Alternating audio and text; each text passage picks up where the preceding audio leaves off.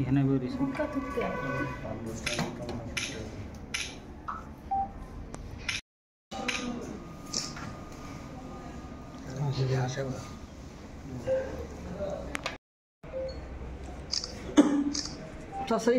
একটু 2025 তারিখে একটি গোপন খবরের ভিত্তিতে রাত্রেবেলা আমাদের গলাবস্তিতে একটি ড্রাগস এগেন্সে রেড করা হয়। তখন 3 জনকে অ্যারেস্ট করা হয়।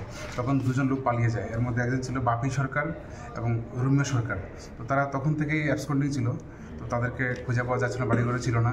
এর মধ্যে বিভিন্ন রিপোর্ট তাদের বিরুদ্ধে আসছিল, বিভিন্ন সামাজিক কাজের সঙ্গে যুক্ত। তো গত 29 তারিখ আমরা বাপি সরকারকে অ্যারেস্ট করি এবং কোর্টে 3 দিনের রিমান্ড চেয়ে প্রেরণ করি। তো কোর্ট আমাদের 3 দিনের রিমান্ড অ্যালাউ করে। তো আজকে আবার তাকে 3 দিনের রিমান্ড শেষে কোর্টে প্রডিউস করা হবে এবং তার ইন্টারোগেশনের ভিত্তিতে আমরা রুমিয়া সরকারের লোকেশন পাই। সেই অনুযায়ী রুমিয়া সরকারকে কালকে অ্যারেস্ট করা হয়েছে এবং তারা দুজনকে আমরা কোর্টে প্রেরণ করবো। কোথা থেকে অ্যারেস্ট করা হয়েছিল? বাপি সরকারকে অ্যারেস্ট করা হয়েছে জিবি বাজার থেকে, আর রুমিয়া সরকারকে অ্যারেস্ট করা হয়েছে হরেকৃষ্ণপাড়া। তাদের নামে কি কেস?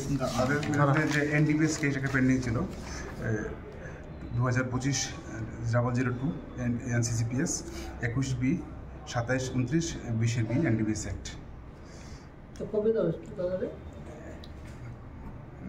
বাপি সরকারকে 29 তারিখে অ্যারেস্ট করা হয়েছিল। তাকে আমরা রিমান্ড চেয়ে কোর্টে প্রডিউস করি। কোর্ট 3 দিন রিমান্ড এলো করে এবং আজকে আবার রিমান্ড শেষে কোর্টে প্রেরণ করা হবে। তাদের সাথে কি আর অন্য কেউ জড়িত আছে বা? টোটাল 5 জন পাওয়া গেছে এখন অবধি, বাকিটা আমরা দেখছি ইনভেস্টিগেশন করে।